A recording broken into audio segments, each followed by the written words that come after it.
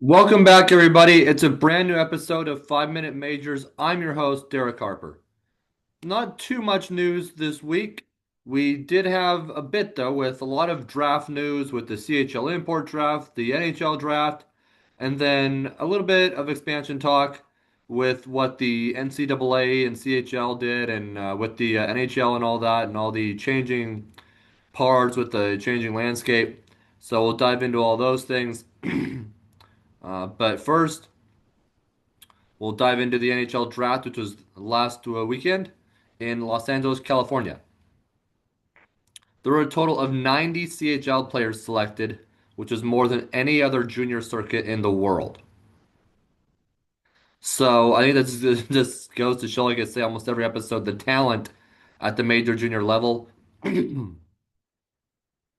mean, this includes Sweden's junior league with 28, the USHL with 27, the Russian junior league with 21, the National Team Development Program, which plays in the USHL with 13, and the NCAA with 9.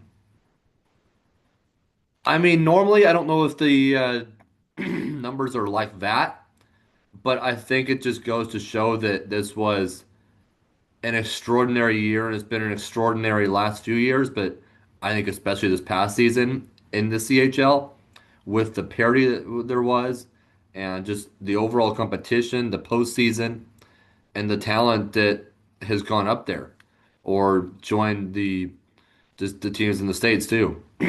Um, but obviously the Canadian teams kind of outranked a lot of the US based teams, but US based teams got quite a few draftees. So congratulations to everybody picked up there. Um, among the CHL member leagues, the OHL led the way with 38 picks, which is the league that Connor McDavid played in when he was at the junior level, followed by the Western Hockey League with 33. And I mean, the WHL has produced so many, I don't really know what name to sort of start with there. But just know that that's one of the probably the most powerful leagues out there right now. And the Quebec League with 19. The Quebec League is interesting. They seem to have a lot of like talent at times, or more so a couple like powerhouses, but the rest of the teams are kind of below them, which is kind of interesting to note. But a total of 46 CHL clubs had at least one player selected in this year's draft. You can go to juniorhockey.io for my full story talking about this and the CHL import draft and a note on expansion. But if you want more details on that. But in other news, the CHL's import draft happened Wednesday morning, starting at 11 a.m. Eastern Time. The Kelowna Rockets, who are this next season's Memorial Cup host, had the first pick after a trade. So Kelowna is clearly gearing up to try to field a competitive team this next season after kind of tearing it all down over the past, I want to say, season and a half ish.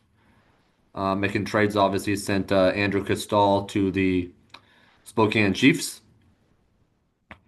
where he helped them make a run to the WHL final, obviously falling to Gavin McKenna and the Medicine Hat Tigers. But very interesting to kind of see though that area. The first two picks actually came from the Czech Republic, with the third selection coming from Russia. So interesting to see there. You can go to the CHL's website for the full details for all the details with the full draft.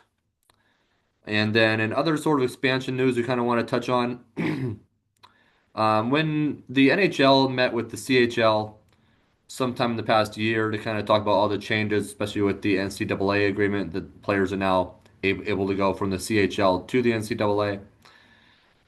And they kind of urged the CHL to slow down on expansion. Granted, the Penticton Bees will still be joining the WHL next season, and it is expected to have a Chilliwack, BC franchise return to the league the following year. There is still no update on ownership, staff in Chilliwack, so I'm going to guess they're going to maybe that'll come toward the end of this next BCHL season, since there's a BCHL team currently there. But we'll see what happens there. there was a note on QMJHL expansion into the US in Portland, Maine, and Manchester, New Hampshire, both of which have or had teams. Portland, Maine currently has an ECHL team. It is assumed that that management would take over a potential Quebec League team, and the ECHL team would fold or move, as we saw with the Victoria franchise when the Chilliwack Bruins moved there to become the Victoria Royals. The Victoria Salmon Kings simply folded. So I think there's kind of a sense that major junior hockey is sort of, I don't know if better is the right term, but something like that compared to the ECHL. Um, and Manchester, New Hampshire, they've had teams in the past and have seen quite a bit of success, mainly in the AHL. When there was a shift at the AHL, putting a lot of teams out west for the Western NHL teams to have their affiliates nearby, that kind of killed things in Manchester, unfortunately, because the attendance dropped off a cliff when they got the ECHL instead, after a deep run by their OHL team to, I think, the league championship series. So unfortunately, things didn't go so well there. It would be interesting to see if things do end up happening, how a QMJHL team would be supported in both those markets, but specifically in Manchester, because it seems that Portland, Maine will host a team at any level. They've had the AHL, they have had the ECHL, and the ECHL. I don't know if it's directly in Portland per se. It's more so, I believe, a suburb, but it's basically in that general area, the Maine Mariners. So it's still in that sort of region, but basically Portland has had the AHL, and they've done really, really well. But Portland itself does not currently have a team. The Maine Mariners, I believe, are in Worcester. So it's kind of confusing out there with all of those different teams and markets and stuff, but it'll be interesting to see how things shake out.